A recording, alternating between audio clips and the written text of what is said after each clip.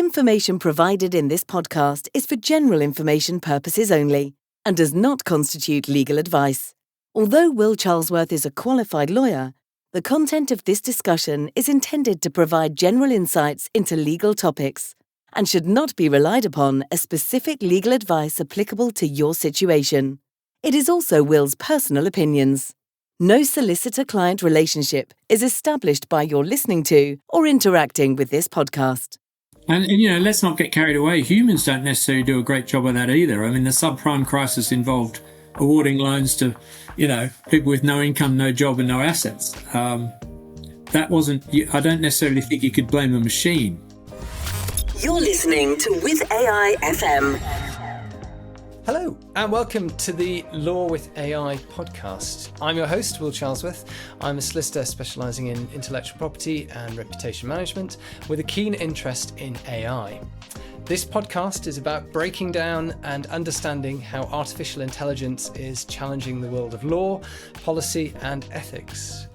Every couple of weeks, I'll be looking at important topics such as how AI is impacting on established areas of legal practice, how it's challenging the law itself on issues such as privacy and intellectual property rights, how it's raising new ethical concerns, and ultimately, how it's reshaping the regulatory landscape.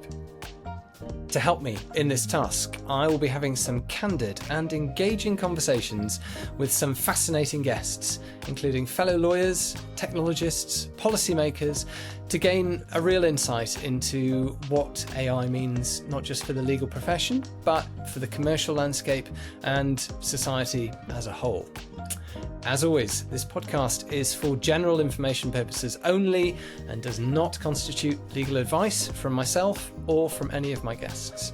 It's also the personal opinions of myself and my guests. So, whether you're a lawyer or just someone curious about how AI and the law mix, you're in the right place. So let's jump in and keep you informed and ahead of the game. So, today I have the pleasure of being joined by Simon Deane-Johns.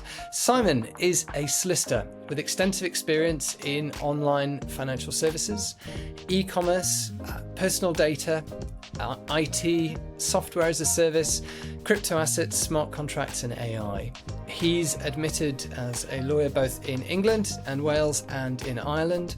Simon has a remarkable career advising clients such as e-money providers, peer-to-peer lending platforms, consumer credit firms, and cutting-edge fintech innovators. He's advised on the launches of some of the most interesting and innovative financial services, including Nutmeg and Rooster Money, and the launch of the Peer-to-Peer Finance Association. He's consulted at companies such as Amazon and WorldPay, and is the co-founder and general counsel of Zopa. Pronouncing that correctly. He's worked for Reuters in London and New York, and is a fellow of both the Society for Computers and Law and the Finance Innovation Lab. He is recognised for his thought leadership as well. As if that weren't enough, he is a sought-after speaker, regularly presenting at conferences and webinars on issues such as crypto regulation, payment services, and the evolving legal landscape for financial technology. It's a privilege to welcome Simon here today as we delve into the complexities and some of the more interesting and hopefully light-hearted areas of fintech, law, and AI. So, welcome, Simon. Thank you for joining me. Thanks, Will. Lovely to be here. Thank you very much for having me on and for that glowing introduction. Almost as if I was listening to about somebody else. It's absolutely my pleasure, and it's a very impressive introduction. But I think probably one of the first questions I want to ask, and possibly it's one that lots of people want to ask, is, your career spans an incredible range of expertise. Can you tell us about your journey into the intersection of law and technology? So what sparked your interest in this field, and how do you come to be where you are today? I suppose the first real contact I had with with technology in a professional sense, other than having a sort of a laptop in 1990 and one of those old Motorola flip phones, was in 1995 when I joined the Reuters legal department in London, which involved putting together software licensing agreements, data licensing agreements, the various things that went into creating Reuters real-time and historic financial and news information services. And I then about a year later, over to the New York legal department, where it was client-facing or customer-facing, and I got involved with supplying Reuters financial information to big investment banks, but also news products to the emerging e-commerce platforms. So I remember going down to Redmond, Virginia, to do a deal with AOL.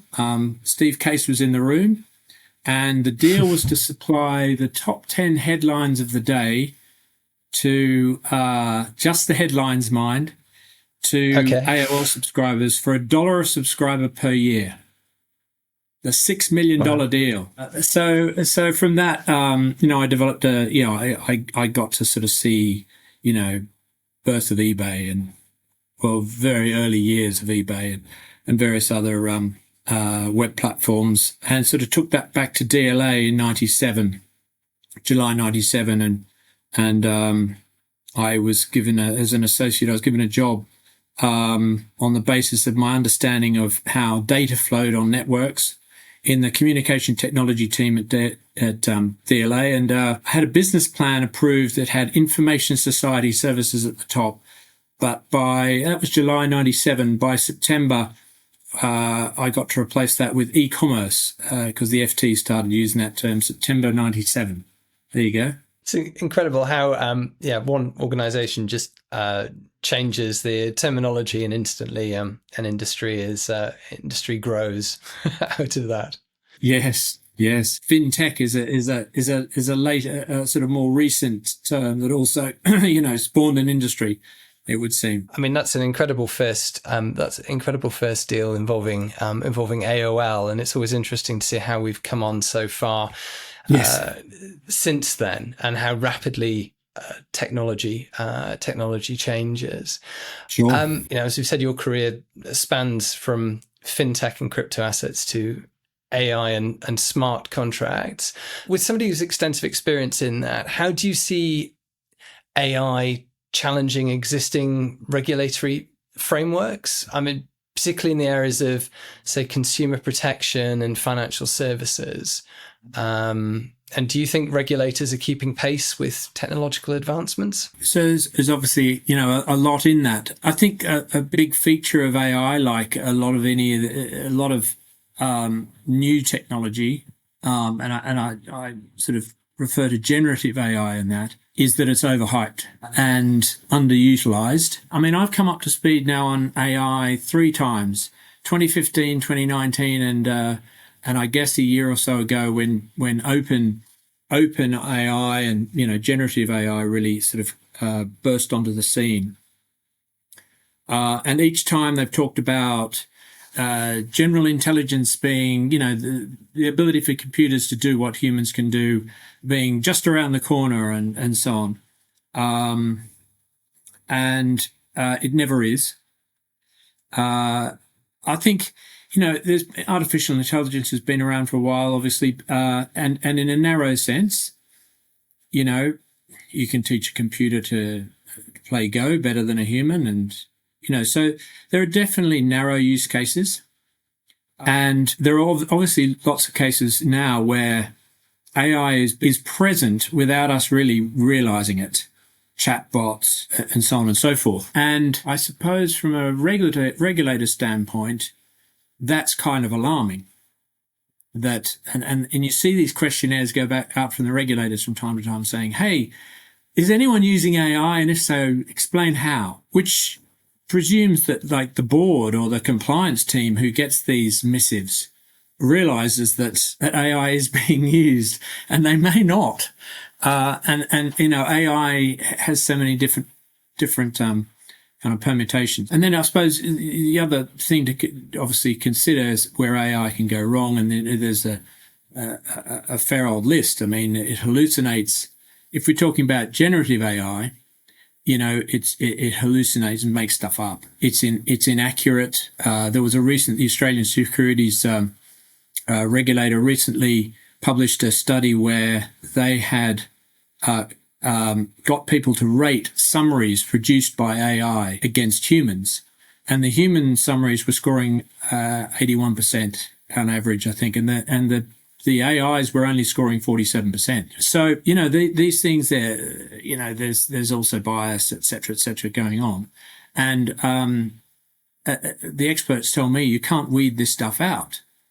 You can't stop an AI hallucinating. You can interrogate it and say, hey, have you just shown me an actual ancient Greek poem or one you made up? And it can say, oh no, well, that's an example of an ancient Greek poem. So you need to be very careful about how you use it. But of course, people are being encouraged to use it kind of willy-nilly without checking the output, or and they may be under time pressure and told to trust it from above, etc. So these are all areas of concern generally, and but particularly for financial regulators. Is there anything that you think that they could be doing, or anything that could be being done which isn't immediately obvious in terms of it being done? I mean, apart from trying to keep a human in the loop as much as possible. I mean, they have rules. If you look at the FCA rules, there are sort of high-level principles which should guide management in how they approach the introduction of AI, for example. But it's like any large IT project, but a much more complex one than is typical. So I think the regulators would expect people to follow the rules in how they implement, how they specify the requirements, and follow through in implementing and coding these things and deploying them, and checking that they continue to work appropriately. There are situations where they could save a lot of work, and there may be situations where, say, two commercial parties are prepared to accept a level of inaccuracy with a certain tolerance, because that's cheaper than employing humans to sort of crawl through the detail. But I think it would be unwise to deploy AI in a situation where you're deciding whether or not to give a consumer a loan, or their likelihood to default, or anything that really deprives somebody of their rights, or determines their rights or liberty, dare I say it, police forces.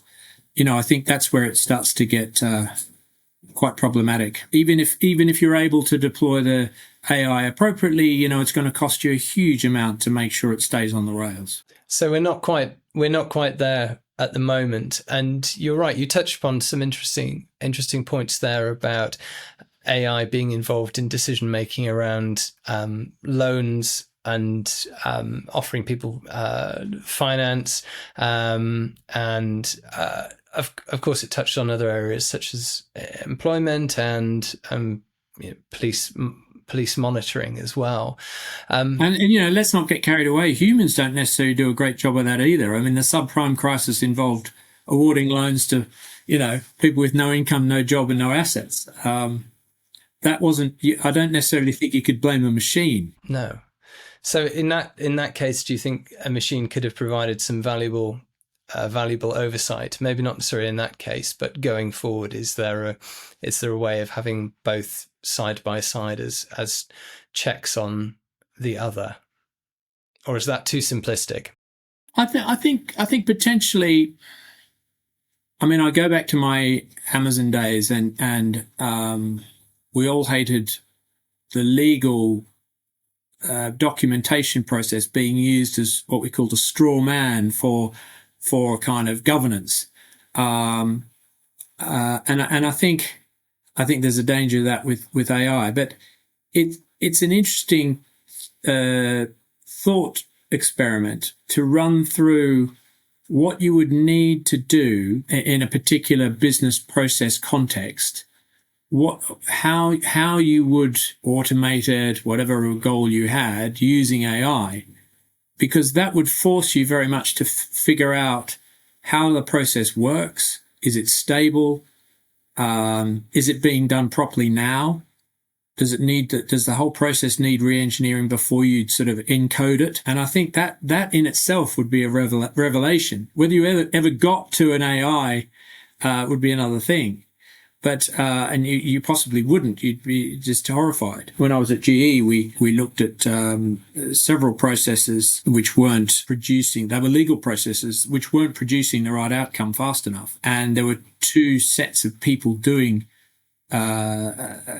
addressing the same, what you would think to be the same process, certainly aimed at the same outcome, but they were doing it both very differently. And we had to first, we did a sort of twin track Six Sigma project, which I led. And, we first had to figure out what both sets of people were doing, sort out a process that was identify a process which was going to be the most efficient, get them both to do it or commit to doing it, and then price that. And we saved over £7 million with a sort of volume deal on the back of the reformed process. But, none of that, their process was largely encoded, if you like, in traditional, software, but so hardly AI. But if you wanted to create that as a sort of an AI type arrangement, then you would need to teach the computers what the humans were doing to get the computers to then say, okay, well, I'm now going to optimize that or replicate it in another situation or whatever, So it would be a very, very intensive business process engineering or re-engineering project. Huge, really very, very expensive indeed, I'd say, in terms of pulling all the teams together who do that stuff now and getting them to educate you how they do it and trying to figure out how to improve it and then encode it. In terms of going through those processes, do you ever, I think you touched on it before, do you find that there is a tension between the lawyer that, you're a lawyer in the room advising on, say, regulatory or other legal frameworks that sit behind new technology, but then you also have the developers there who are chomping at the bit with some very exciting and very innovative approaches to solving a problem or creating a new efficiency. Do you find that there's sometimes a greater tension there between that, or are you? I imagine you're extremely experienced now in kind of navigating that and not just saying no to everything. No, well, I accept that question. Actually, what I've found is that the lawyers and the developers are pretty much taking the same approach. The lawyers have certain legal rules that have to be met. The developers have certain, they write in certain code. They need to know what they're encoding. The tricky bit is in the middle, the business rules that are kind of fed through the lawyers to say, are we even allowed to do that? And, there are some changes there. And then somebody really has to explain the business rules in a way that the developers can understand to code it into a system. And they hate change. At that stage, everyone hates change. The lawyers hate change. The developers hate change. So I've found that lawyers and compliance people and the software developers are pretty much on the same page in terms of what they require to kind of get the job done.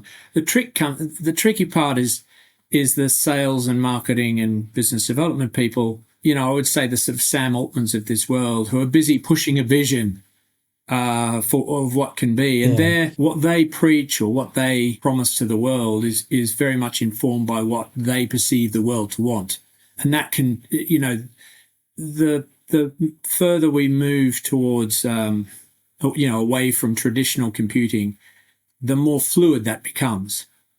And you see them promising all sorts of stuff. I saw something the other day from Microsoft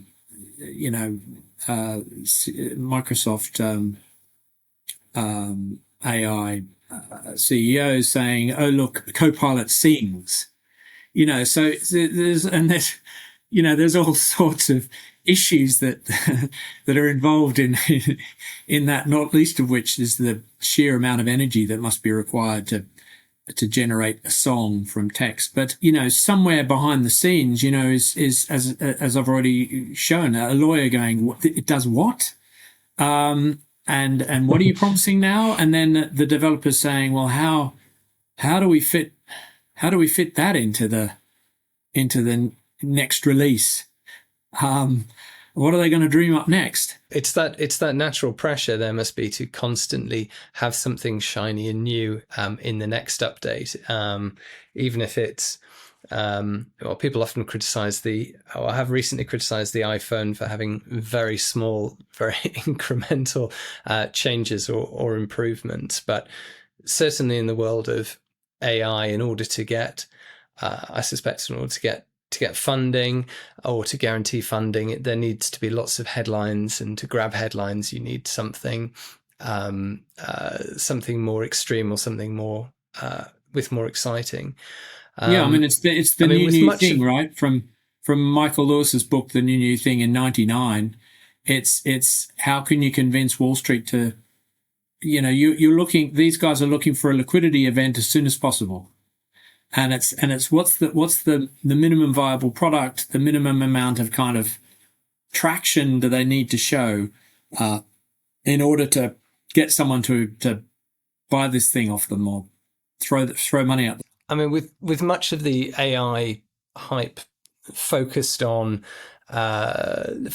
what exciting new things that it can do, and in the more extreme, and we've touched upon it in terms of job replacement, or in the more extreme, it's a Terminator style existential existential threat. But how do we ensure that attention stays on what I might be bold and call the real and immediate challenges, such as, forgive me, I am a lawyer, but data privacy, copyright issues, regulation of AI-driven disinformation. Particularly, in election years, as we've currently been living through immediately. How do we ensure attention stays on those real and immediate challenges? It's super tough, right? It's sort of, you can see it happening with climate change, which is obviously a massive, whoever's to blame, it's obviously a massive issue in our times. And I often see people saying, the latest thing I saw was by 2100, it will climate change is going to cost us 7.5% of GDP if we don't do something about it now. I think humans are really bad humans are really good at adapting, but they're really bad at adapting to something that might happen later. They're really good at adapting to something that just, I'm in a car accident right now. How am I going to get out of the wreck? I think focusing people on the immediate consequences of using a new technology is going to be the best way for people to sort of adapt to its presence and address those consequences, right? And I think that's tough because the business development folk want to dangle the next new bit in front of you, the shiny thing, as you say. That some of the people who use it, like if I'm a politician going for re-election, I want to be able to tell a lie that will move as fast as possible before anyone can kind of correct it. Yeah. And I think regulators are at risk of getting distracted by all sorts of, I suppose, techniques, but also just not, I suppose, if they understand the immediate consequences, maybe they are worried about being Chicken Little, the sky's falling in. Maybe if they're always talking about the sky falling in, people will ignore them. So I think it's it's probably down to lawyers and compliance people and sort of anyone who really engages with these technologies to really understand the immediate consequences and sort of call them out. But super tough, and it doesn't really seem to work. I think perhaps, and I don't know if you agree, but perhaps our attitude towards personal data may have changed, and this may be an unfair generalization of the general public, but we've become more comfortable in giving up some of our, or a lot of our, very personal data in exchange for the latest shiny new thing and something that's free. And not everybody is in a position to pay more to get something that actually takes less of your data. So not even in exchange for, Will. I mean, if you look at a lot of the plans for AI in from the big platforms, they've been telling people, oh, by the way, we've been training our AI on your data. And here's how you can tell us to stop. And, surfacing some, arcane route to doing so. But a lot of people, I mean, how many billion people use Facebook, for example? And I don't mean to necessarily call them out, but there are huge numbers of people using these platforms who wouldn't have understood what was, what their data is being used for, couldn't be bothered to go and switch it off. Do they understand the consequences? Do they trust the government to protect them? Or are they using the platform because it somehow escapes government control? I mean, I don't think I think there's just inertia is enough.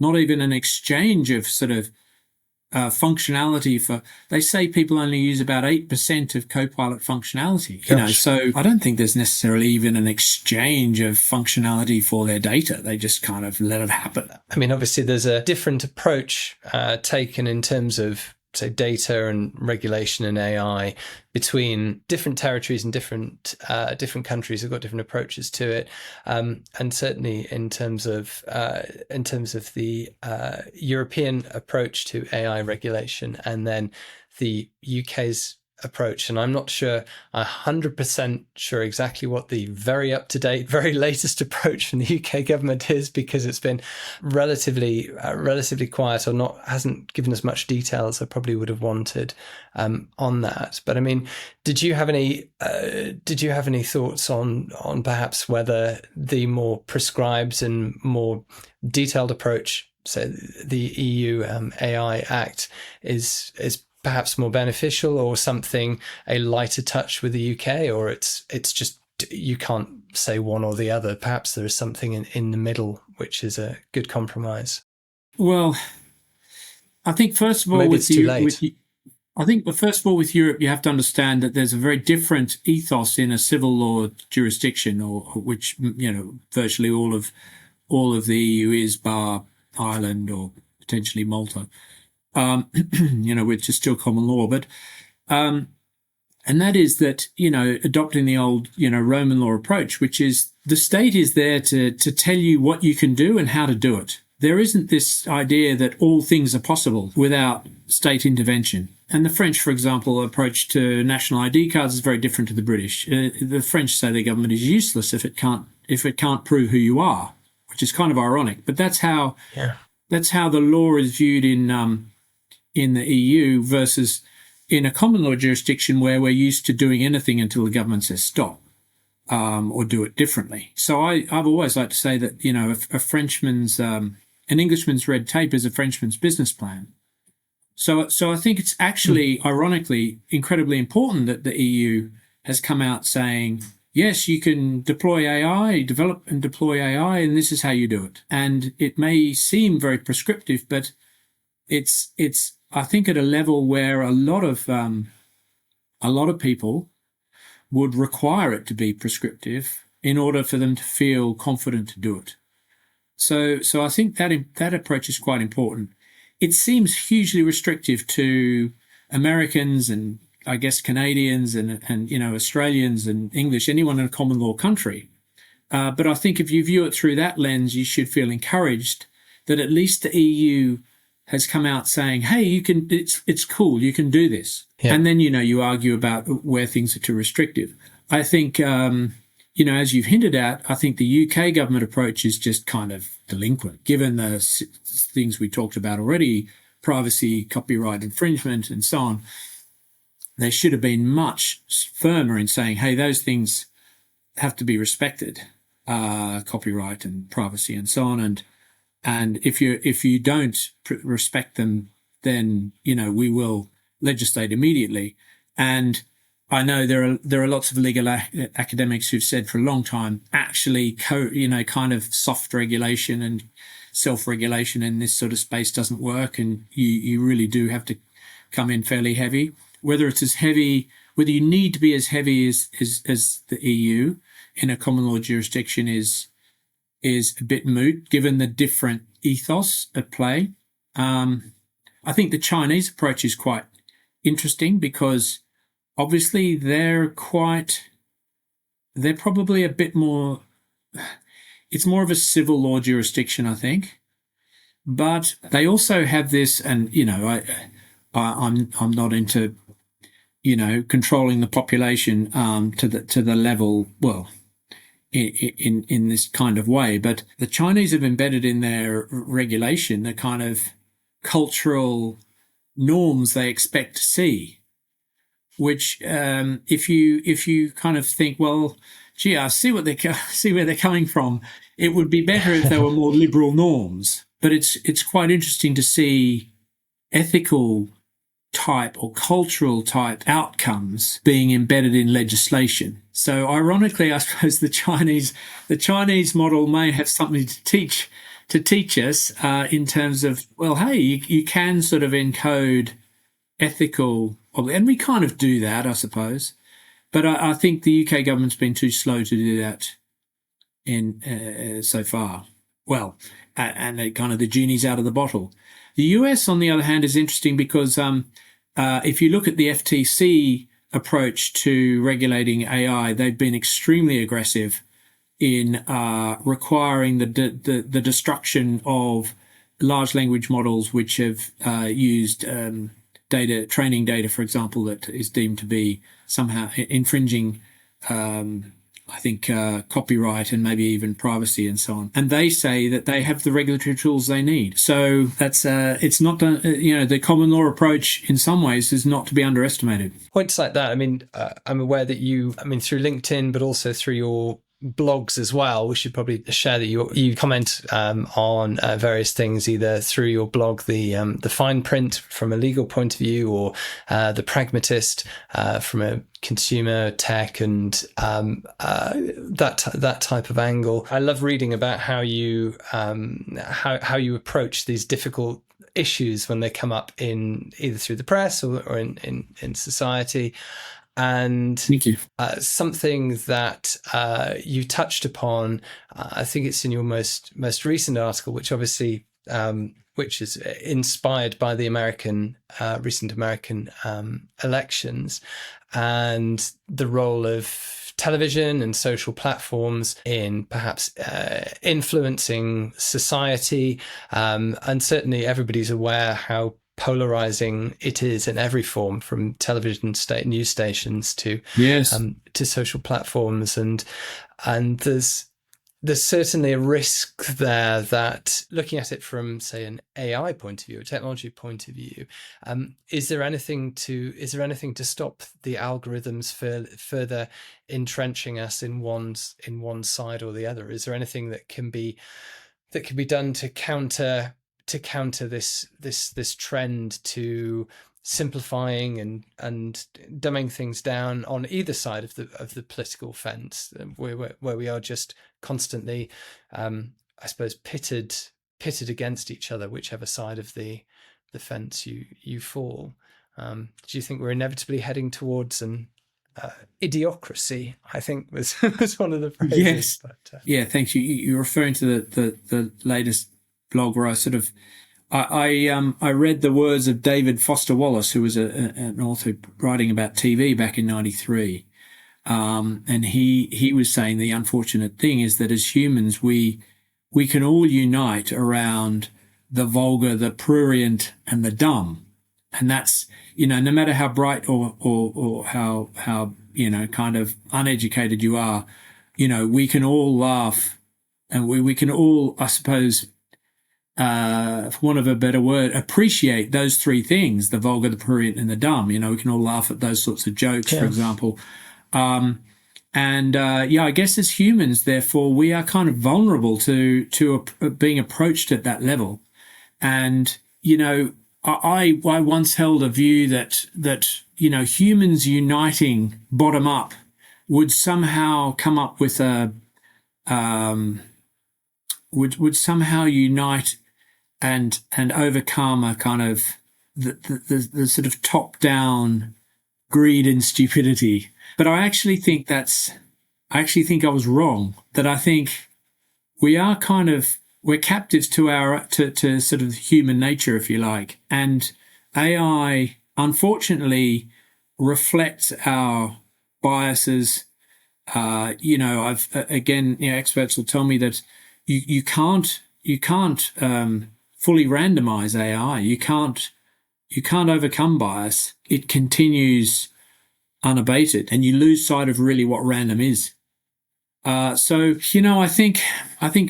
just as TV was disrupted by sort of social media tools that were only used in kind of pockets, and perhaps by more educated people early on, in academia and so on. But and I guess the big social media platforms may, as people kind of maybe people will lose interest in the vulgar, the prurient, and the dumb, and develop other places where they will exchange kind of more noble, rational views. But if anything, I worry that AI is just going to put the whole kind of it will put wheels under the vulgar, the prurient, and the dumb. Put it on skids so that it will further exacerbate that type of content. And those types of, I suppose, the extent to which we unite around those sorts of things, how you guard against that, and can one develop AIs that sort of counter that would I suppose be a question in my mind. But I mean, it doesn't look terribly hopeful if you trace the trend in politics or cultural exchanges in the Western world over the last 20, 30 years. They've kind of only seemingly got worse in certain areas. Obviously, we've moved human knowledge forward in many ways, and healthcare and so on and so forth made huge leaps. But in terms of cultural exchange, it just seems to have got worse and worse and more polarized. Perhaps there is a gap there for more of a nuanced and insightful cultural exchange, which could perhaps bridge that gap. I mean, but I think that could be popular in niches, right? But I think we've got to recognise that at scale, those things will have to kind of dumb down to meet. I mean, if you're objective. If you're Netflix and you're trying to grow the user base incrementally, year on year, quarter on quarter, gradually, I think you'd have to coalesce around the vulgar, the prurient, and the dumb. And I think that's the point Foster Wallace was making about where television had got to in 1993, and why I guess there was so much sort of frustration with it. Hopefully there will be some light at the end of the tunnel on that. But I fully understand exactly where you're coming from and the concerns around that. Sorry, man. I just wonder whether that AIs or technology generally could be used to improve things like public services or infrastructure. If we can all agree that we can unite around the vulgar, the prurient, and the dumb in a sort of in the entertainment world, but acknowledge that, hey, let's not approach public services or bridge building in the same way. Yes. somehow reserve areas of human endeavour for more rational treatment. Yes, and you're perfectly right. And I mean, myself, I definitely fell into that trap that we often do of thinking of AI, because what makes the headlines is the exciting new AI that generates movies or can sing songs. And of course, AI on the whole adds so much and has so much potential benefit to areas such as medicine and construction, as you say, and other public services, and making things more efficient in the way that we live our lives to help people. There's a potential for that there. So I suppose having a wider view around AI rather than but it's certainly easy to fall into it, because that's perhaps what's the more attention grabbing, certainly from our screens as well, as soon as we switch on our phones, and as we rely more and more on ChatGPT and other LLMs for creating content and helping us with how we operate each day. Yeah, I mean, whether we use them, I doubt we use them to their full, in anything like their full functionality, or potentially even in that. And I do question whether people will actually pay enough to justify the power, the water, the people, and so on required to maintain these platforms. Whereas, embedded in the infrastructure, there may be funds available. That's an interesting point. And perhaps there needs to be more publicity about it, or perhaps there isn't as much thought going into it. But the environmental impact around AI, or the potential impact, because as you say, it requires water, it requires cooling, it requires immense amounts of computing power to create these what appear on the face of it, or been engineered to appear on the face of it, something very simple like the ChatGPT app that sits on your phone. Sure. Behind it is it has a potentially huge impact elsewhere in the world. It'd be interesting to see how that comes to the fore in the near future. If you think about it, if you consider that somebody said that a single image generated from text on one of these open AIs, it takes about the same power as it does to charge an iPhone. Okay, that's not happening instantly it's not your own electricity bill, it's happening in a data center somewhere. But by doing that, you are kind of bidding against yourself in the electricity market. There is a demand for power there, and you could be bidding up your own electricity bill by using these AIs to their full one song, and you've added 10p to your electricity bill. If only you could you could run the analysis. And Google and Microsoft have stopped publishing how much power these things, these data centers are chewing through. I think the last time was 2022 or maybe earlier. Well, that's quite a time away in terms of AI technology and technology in general. That's why they're raising billions in every funding round, because it's so expensive in terms of power and, I guess, people, but computing power and where to locate data centers and how to keep them cool and so on. Yeah, it's big money. And whether consumers will pay enough to cover the power and computing required is somewhat questionable, or even businesses, because I don't think that the AI companies have yet fully priced these offerings. It's still they're still in the business of attracting customers and eyeballs and so on. And certainly you can see in the way that streaming, Netflix and Amazon Prime, take examples, and Disney as well, have changed even in recent year, in terms of how initially the model was a very, very low price for access to everything. And then because of, to attract as many people, and once you have that captive audience, then you actually have to start thinking, well, how are we need to reprice this? And you introduce the tiers and you introduce advertising back. So streaming starts to look like traditional broadcast television, terrestrial TV. Now, anyway, once the reality of having to pay for all of that kind of kicks in, or they go to a different model anyway of having consumers pay more for that content. But by that time, it's already become a way of life. So perhaps you accept it more readily. Well, even so, I mean, the New York Times reported when I was in the States recently that Netflix was junking movies that they'd actually completed on the basis that they weren't going to hold enough attention in the audience to be worthwhile, keeping on the schedule.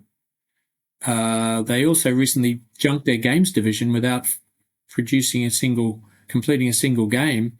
I think on a similar analysis that it just wasn't going to be, if you like, sufficiently vulgar, prurient, or dumb. Yeah, you got to feed the beast, right? Yes, feed the beast what it wants. You do. Indeed. Yes, I mean that seems like a very good a very good place for us to to wrap up. But thank you so much, Simon, for those insights. Before we wrap up, if people want to contact you, how do they go about it, in terms of for work, and then also in terms of your blogs as well? How do they get in touch with you? I think the best way to get in touch is probably via LinkedIn, prosaic as it seems. I came off Twitter. I mean, I think there's still an account, but I'm not active there. But yeah, LinkedIn seems to be the last island of rationality. I'm on Mastodon as well, but I don't expect anyone to necessarily find me there. I should do a better job of promoting the blogs, but I think they're not vulgar, prurient, or dumb. So I'm not sure they're getting much. I'm not sure the algorithms are really promoting them very much. So we'll have to pass on that. But yes, my name at LinkedIn should find me. Fantastic, and we'll put a link in the show notes for this as well. And yeah, I can definitely testify that your LinkedIn is extremely good in posting up to date, relevant, insightful comments, and also the latest news and updates as well. It's a very good place very entertaining place to be as well. Good, thank you. So yes, thank you again. Thank you. Thanks, Will. Post a link to mine as well, but problem at all. No, it's been excellent, and thanks for sharing your expertise and your insight as well, because your experience is absolutely incredible. And yes, and thank you everybody for tuning in as well. And please remember to like and subscribe if you haven't already, and catch us on the next podcast. And definitely do check out Simon's LinkedIn. Thank you very much. Thank you. Great fun.